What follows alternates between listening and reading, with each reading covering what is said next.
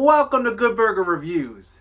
My name is John, and I'm here to review a brand new 2026 movie, and that movie is a Netflix original, Thrash. The National Hurricane Center has issued hurricane surge warnings for this area.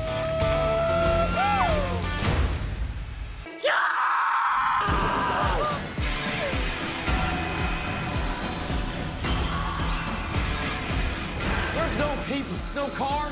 Just a little bit of work. This movie was released in April of 2025. It is directed by Tommy Wirkola. It stars Phoebe Dynevor, Whitney Peak, and Djimon Hounsou. Basic premise: when a Category 5 hurricane decimates a coastal town, the storm surge brings devastation, chaos, and something far more frightening: hungry sharks. Now, I thought it was strange when I was reviewing a shark movie in January, earlier this year, when one was released to Shudder. Now, come to find out, the sharks are trying to get out even earlier. A spring shark movie released to Netflix.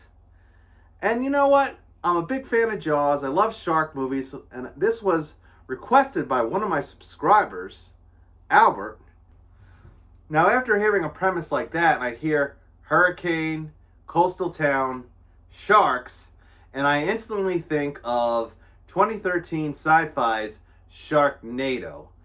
And I thought to myself, could they come out with a shark movie more ridiculous sounding than that? Because that was Sharks in a Tornado. Well, this is Sharks in a Hurricane, so it's kind of the same thing. When I think of the two movies that blend into this one, I think of Sharknado meets Hard Rain. But I also felt like there was moments that felt like the movie Crawl, and other moments that felt like Snakes on a Plane, or even Deep Blue Sea. So let's get into the good, the bad, and the ugly on Thrash. In the positives, we're going to put Djimon Hounsou, and I know him from A Quiet Place Day One. And it's funny how this movie was giving me an apocalyptic vibe, because this hurricane that blows into the small Carolina town off the coast seemed very end of the world-ish, very big. It's a Category 5. But I felt like the best person in this movie was the only one I recognized, which was him. And I felt even he was trying to be somewhat like Samuel Jackson with some of the lines that he gives and some of the way he was kind of telling stories or reacting to certain things. But he really wasn't pulling it off the way Samuel Jackson can. Enough is enough! I have had it with these motherfucking snakes on this motherfucking plane! Everybody strap in! I'm about to open some fucking windows.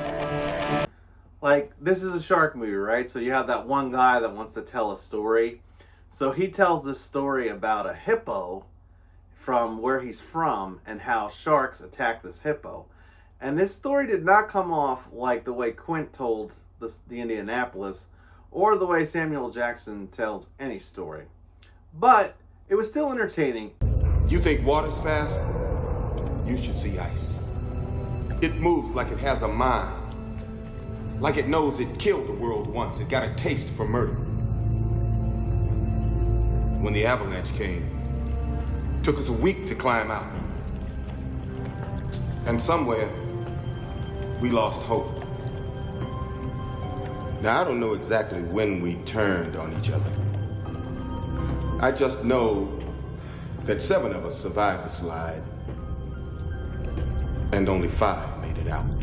And the other thing I'll put in the positive, there are 3 kids in this movie that are foster kids, and they have terrible foster parents.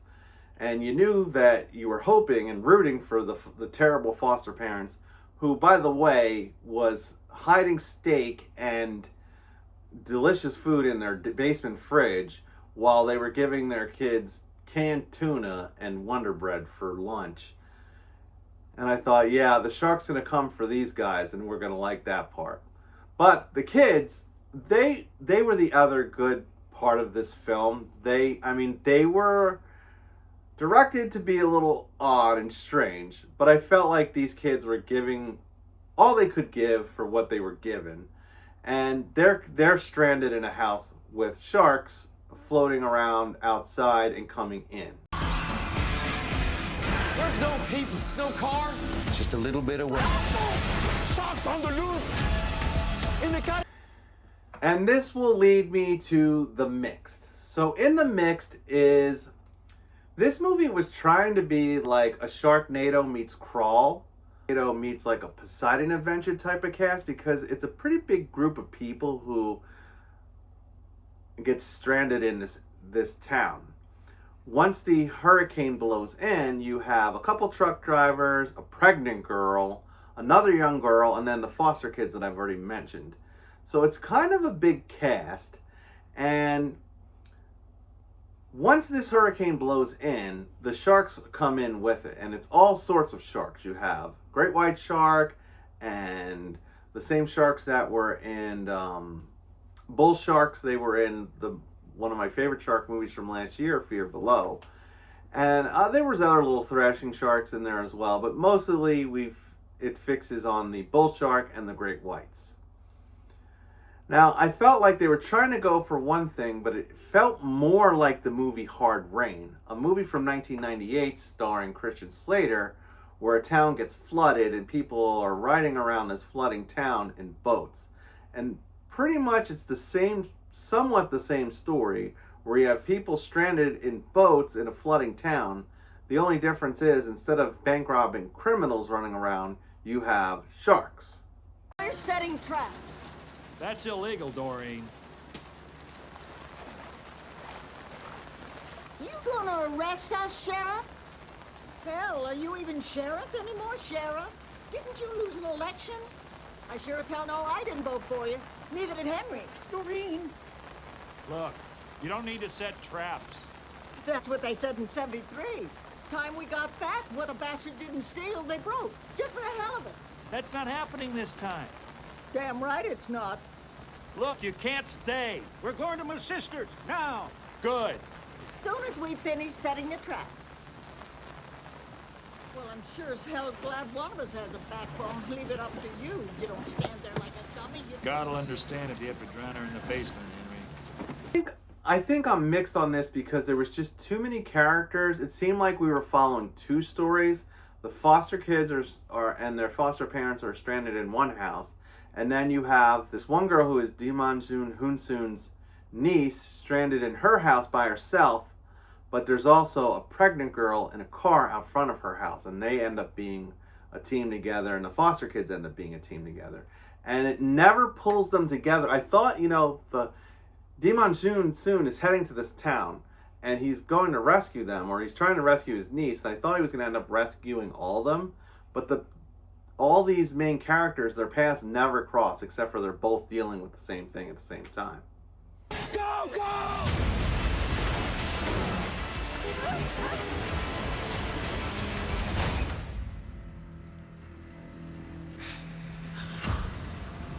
Several towns are cut off from any rescue attempts. We're sending our prayers to the people of those towns. I can't imagine the dangers they're facing.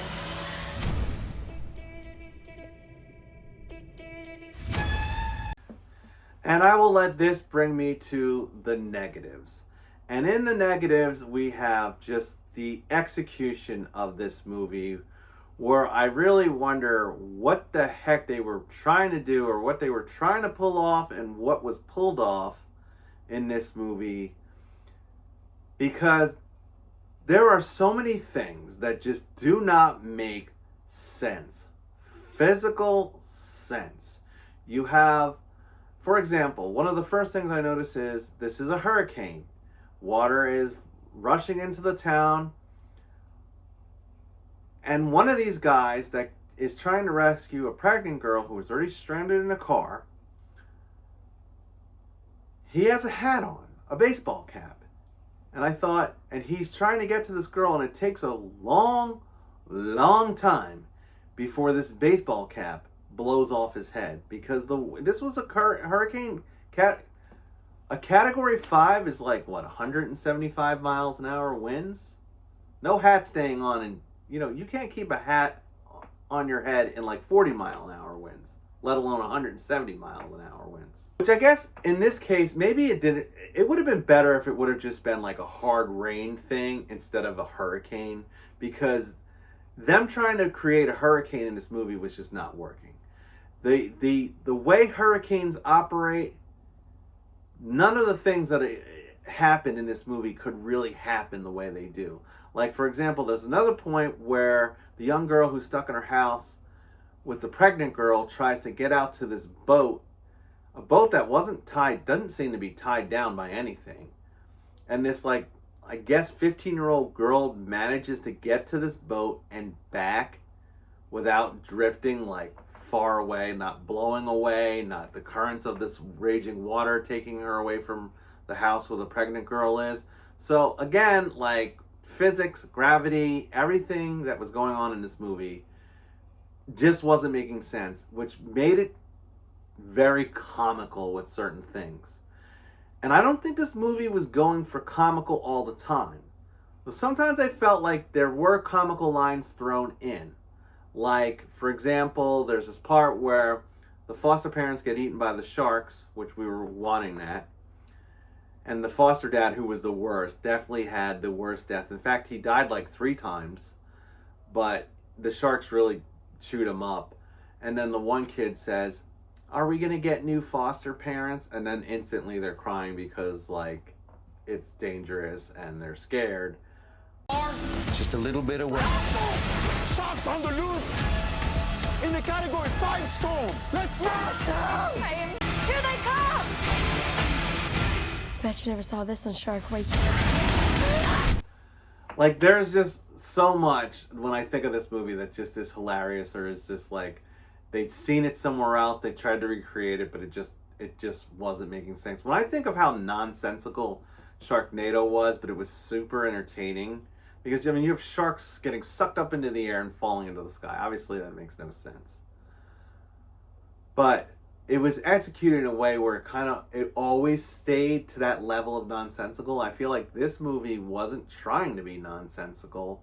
Like, it was just nonsensical and, like, dumb things. Like, there's this one part where Dimanjun Hunsoon and his team of guys that are coming to this town are trying to rescue his niece, and they get to this sign. They're like, "Oh, where are we going?" And there's a sign that says the town's 100 miles away. And I think, you're in a tiny little speedboat, you're never going to make it. You're not going to get there. But of course they do get there. And I just one thing after another, like when this young girl comes out of her house and she slips on her roof, and the way she falls into the water trying to get to the pregnant girl, I thought, not making sense. And these reminded me of how the serial killers in Push and The Strangers were killing people so easily, but couldn't get these young tiny girls to get killed. And it was the same thing here. Like, these dudes, this big trucker, another big dude, a bunch of big dudes are trying to rescue this pregnant girl. They get sucked up by the water and the sharks and die quite quickly. But this 15-year-old girl with 0 experience is, like, surviving it all.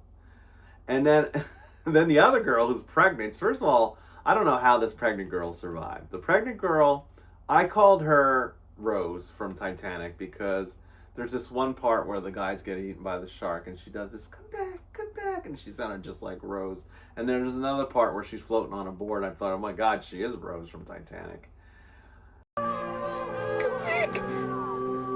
Come back! Come back! But Come back!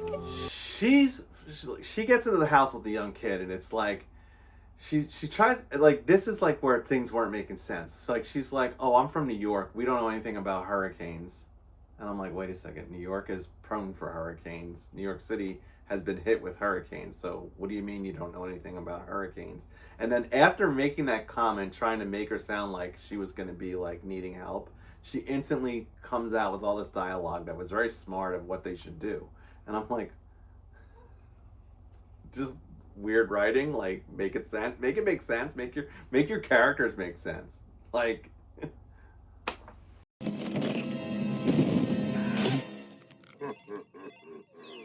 Ah, man, I told you. I'm doing it. X circle, X, double left square, right trigger down, square. Oh, double square. Respect. Oh, yeah? Well, I've got some news for you. The Shark Slayer made me his manager. Also, okay, so like there's this other part where, first of all, I mean, I guess this movie was trying to be big. It was really trying to be big because like the fact that there was a pregnant girl stranded in a car, then stranded in a house. And then there's this comical scene where she tells the 15-year-old kid, "You're going to have to see how far my baby's sticking out because I need to know like if I'm going to have this baby soon or not." And she's like, "Just use your eyes and tell me in inches." And I'm like, "Oh my God, no 15-year-old kid is like," the 15-year-old kid was spot on because she's like, "I don't want to do this. You know, how am I supposed to just look and see how far along you are?" But she's pretty far along because, let me just say, she has the baby while the house is collapsing. And her and the baby pop up. First of all, it seemed like the house was collapsing and it was still night. When they pop up, it's daytime. This baby is born underwater in a collapsing house, surrounded by sharks that are eating them, and lives. So there's that, and I'm just like, holy smokes.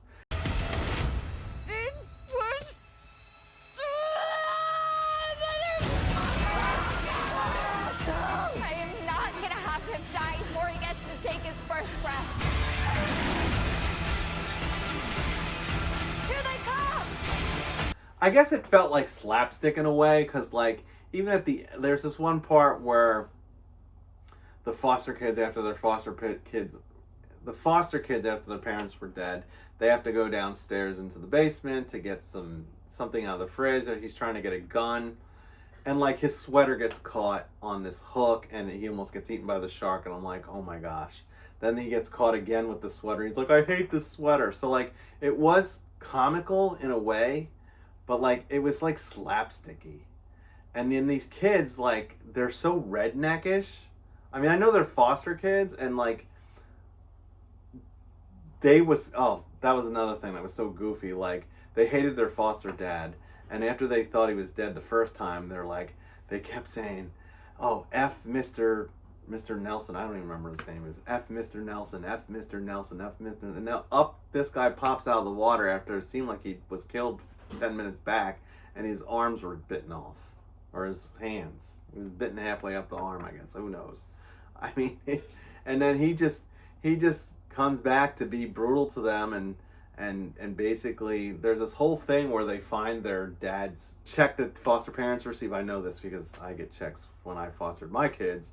So like the check's laying there, and they open up the check and they're like, oh my gosh, he gets $1,500 and we're eating tuna and they're eating steak. So like, I mean, it was like, what are you saying about all this? I mean, yeah, sometimes the system can be rough, and kids in the foster care get rough parents, but these parents were just terrible. And he gets eaten again. You know, they like kind of kill him because like he was being vicious. He's threatening, telling him to get in the water. They're gonna get eaten by sharks, and the little girl kicks him in the head. He falls in the water and gets bit again. And that, I mean, pretty much that was the third time he died, because he died when they first got out of the house, or he got bitten when he first got out of the house. You figured he's got to be dead. Bit one arm. Then he tries to get in his car in the garage, and the shark gets into there. These sharks can get into anything. They got into garages, they got into basements, they got into living rooms, they got into attics. I mean, I know the town's flooding. And that was another thing that was nonsensical. Like, it's downpouring rain, giant waves are coming in from the ocean, but it never seemed like the water was rising. Like, you never saw it rising. It's like they filmed in water, they would fill it up a little bit more, and then they filmed again, and then they filled it up more, but like the water was never rising in a scene. It was always like they'd say it was rising. She's like, oh, the water's rising. The girl went and got the boat, came back, and the water was higher. I'm like, okay, yeah. They don't know how to make the water rise except for off camera. So they couldn't get the water right. They couldn't get the wind right either. So sometimes it seemed like there's a lot of girls in this movie. Sometimes it seemed like their hair was blowing. It was never blowing 175 miles an hour blowing. Half the time it seemed like the one girl was just always getting just enough of a light breeze. I don't know, what they thought how a hurricane would look or feel like, but they're pretty brutal. They're pretty vicious with the wind. You can't do half the things that these guys were doing or trying to do or escaping. I mean, it just, the wind didn't make sense, the water didn't make sense, the characters weren't making sense. You give away our only boat in the middle of a flood. You are a genius, Henry, a regular Einstein. Was it a comedy? Like, was this meant to be a comedy? No. There was comical moments. I think some of the comical moments was intended, but most of these comical moments were not intended. And I feel like this was so outlandish, so nonsensical, so ridiculous that you couldn't even take the sharks seriously. You couldn't take the levity of the situation that they were really in serious. Like, this almost would have been better making like a parody of Sharknado, because it was disastrous. I mean, the special effects team could not create a storm properly. And that's why I feel like it would have been just easier if it was just a regular flood, leave the hurricane out of it, and then this would have made more sense. And then you could have had the sharks in there anyway. At night, we'd go down to the river, and into the river we'd dive. That's Springsteen, man, the river. I'm all out of Bible quotes. So I don't think I'm going to do spoilers on this, because I feel like there's not much to spoil. The story is pretty basic. Hurricane blows in, sharks attack everyone. Everyone you expect to live lives. Everyone you expect to die dies. Pretty predictable. So we're going to get down to business on this one. I feel like overall, this was entertaining in the sense of how ridiculous it was. And as a comedy, I was entertained. As a shark thriller of what the premise of this was, I was not entertained. Because I feel like the movie Crawl, which came out in 2019, did this exact premise with alligators awesomely. There was a few nonsensical things in there here and there, but overall the whole story made sense, the characters made sense, the acting was, up there better. It was a apocalyptic hurricane alligator movie.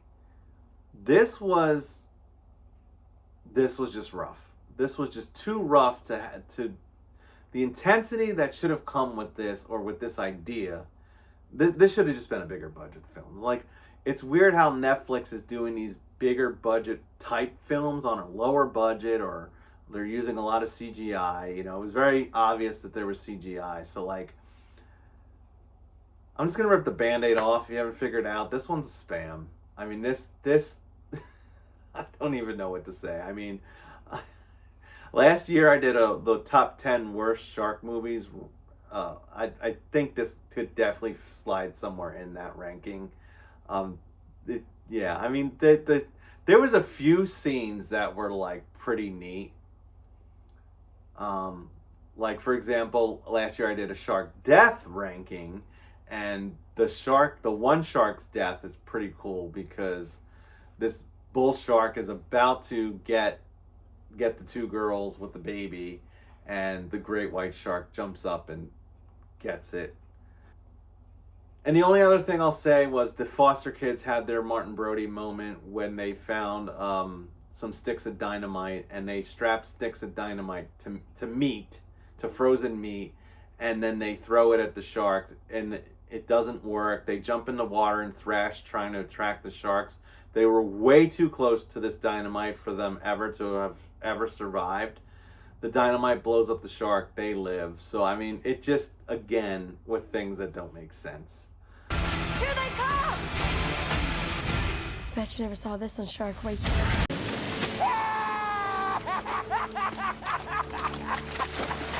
So if you want to have a couple of beers or a couple of shots and get on Netflix and watch Thrash and laugh your ass off, then go ahead and do that, because I think that's the only way you're going to get any enjoyment out of this movie. You cannot take it serious. And it was meant to be serious. So that's it. That is my review of Netflix Thrash Please like, subscribe, tap that notification bell. Don't forget to stay scared of those bull sharks and great whites that blow in during a hurricane.